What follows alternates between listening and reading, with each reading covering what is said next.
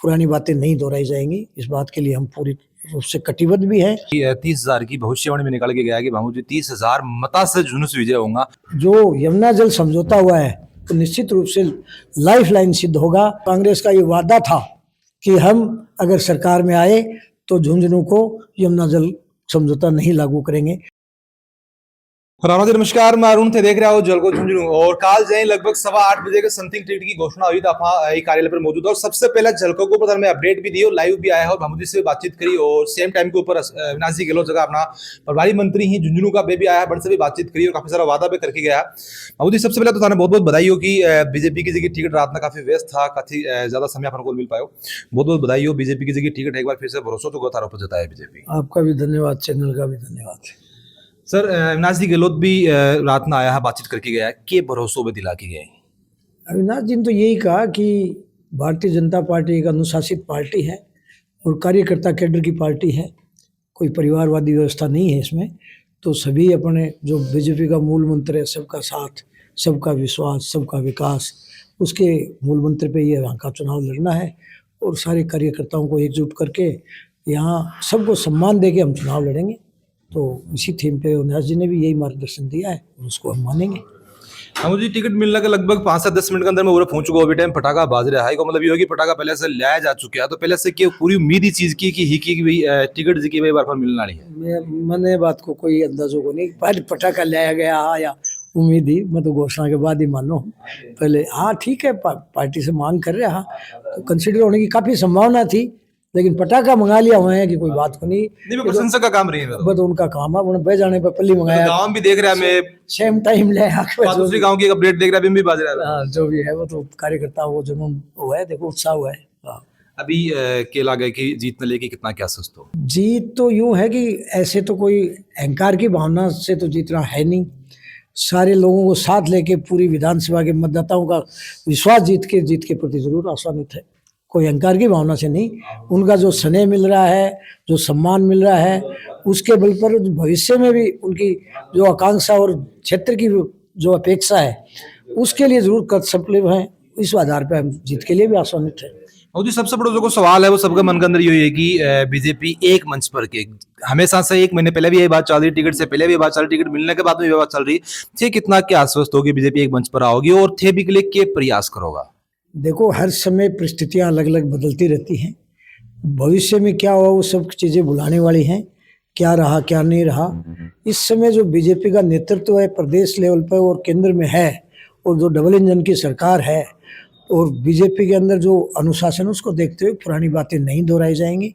सारा हमारा भाजपा का परिवार है, परिवार के रूप में है, विचार रखते हैं हम, इसलिए सारी पार्टी एकजुट होकर चुनाव लड़ेगी, पुरानी बातें नहीं दोहराई जाएंगी। इस बात के लिए हम पूरी रूप से कटिबद्ध भी हैं और प्रयासरत भी हैं और सफल भी हैं। भामू जी एक अविनाश जी गहलोत एक वादा करके गया है कि 30,000 की भविष्यवाणी में निकल के गया है कि भामू जी 30,000 मता से जुनूस विजय होगा, कितनों के इत्तेफाक भी चीज रखो दे। वो तो अविनाश जी कई दिनों से यहाँ प्रभारी मंत्री के रूप में काम कर रहे हैं और वो खुद भी काफ़ी ऊर्जावान हैं और काफ़ी उन्होंने चुनाव भी लड़े हैं। तो वो उनका जो फीडबैक आ रहा है, लेकिन वो 30,000 की कह रहे हैं कि ऐसी बात नहीं, जिस तरह का लोगों में जुनून और उत्साह टिकट के बाद में मेरे पास बधाई संदेश आ रहे हैं, बहुत फिजिकली लोग उपस्थित हो रहे हैं, हर सर्व समाज से मुझे जो बधाइयाँ मिल रही हैं, तो 30,000 का भी कोई नहीं है, ये तो जन सैलाब उमड़ पड़ा। ये मतदान कितना प्रतिशत हो उस पर डिपेंड करेगा, ये 50,000 की जीत भी हो सकती है, 60 की भी हो सकती है। मुझे ज्यादा समय बच्चों को नहीं, 13 नवंबर में चुनाव है, टिकट की घोषणा हुई भी में लगभग 20 दिन का मास का 20 से 22 दिन को समय है, तो बहुत कम समय बचा जनता तक पहुंचोगे। कौन सा मुद्दा जगह यहीं पे लेके जनता तक जाओगा और अपना आश्वस्त करोगा। समय की जहाँ तक बात है, भारतीय जनता पार्टी का कार्यकर्ता 365 दिन काम करता है। जिस दिन से हमने पार्टी ज्वाइन की है उस दिन से हमारा हर कार्यकर्ता, हर नेता सक्रिय है, उसके लिए कोई विशेष रणनीति की जरूरत नहीं है। फिर भी हमारी जो राजस्थान सरकार है, केंद्र की जो हमारे भाजपा की सरकार है, मोदी जी का जो विजन है, जो 2047 में हम विकसित भारत का जो संकल्प लिया है उसको सिद्धि की ओर पहुंचाने के लिए हम लग रहे हैं। तो उसमें माननीय भजन लाल जी का भी पूरा योगदान है और उन्होंने बजट घोषणा में जो वादे किए थे भारतीय जनता पार्टी ने, वो लगभग 60% अभी तक पूरे हो गए। और झुंझुनू के लिए तो जो यमुना जल समझौता हुआ है तो निश्चित रूप से लाइफ लाइन सिद्ध होगा और उसको भारतीय जनता पार्टी की भजनलाल सरकार ने कार्यान्वित किया है। मैं उनको बहुत बहुत बधाई और शुभकामनाएं देता हूं कि उन्होंने इतना बड़ा कार्य किया है जो कभी हमने सोचा भी नहीं था। अभी हाल ही में हरियाणा में पड़ोस में चुनाव हुए हैं, जो कांग्रेस का अगर आप घोषणा पत्र पढ़ोगे तो कांग्रेस का ये वादा था कि हम अगर सरकार में आए तो झुंझुनू को यमुना जल समझौता नहीं लागू करेंगे। तो मैं इस कार्य की भर्त्सना करता हूं और भारतीय जनता पार्टी के शीर्ष ये नेतृत्व पॉइंट के ऊपर चर्चा में थारसा भी कर रहे हो कि ए को 5 नंबर को बिंदु बता रहे हैं जो हरियाणा को जो मैनिफेस्टो कांग्रेस को यो मतलब कि यो निकला है कि भाई झुंझुनू के अंदर फिर राजस्थान के अंदर कांग्रेस ही कौन पानी तो सभी पियूंगा, कांग्रेस ही पियूंगा, बीजेपी पियूंगी। नहीं, ये भारतीय जनता पार्टी का ऐसा कोई नहीं है, सर्वस्पर्शी पार्टी है ये, सर्वव्यापक सर्वस्पर्शी। पानी पिएंगे सबके लिए है, पार्टी वाइज पानी थोड़ी होता है।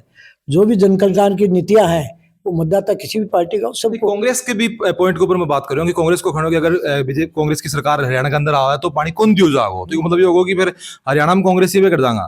नहीं तो कांग्रेसी ये खुद सोचे, वो उनको नहीं रहना चाहिए उसके साथ।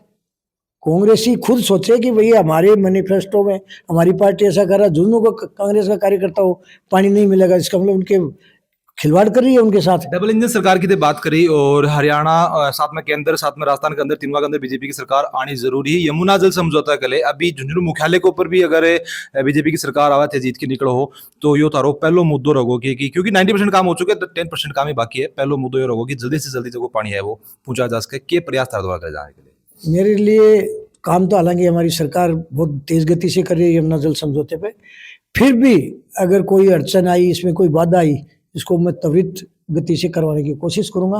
और अभी तो पीने के लिए है, मैं भविष्य में सिंचाई के लिए भी प्रयासरत रहूंगा कि झुंझुनू में ये पानी न केवल पीने के लिए ही हो, सिंचाई के लिए भी मुहैया हो, इस तरह के प्रयास करेंगे।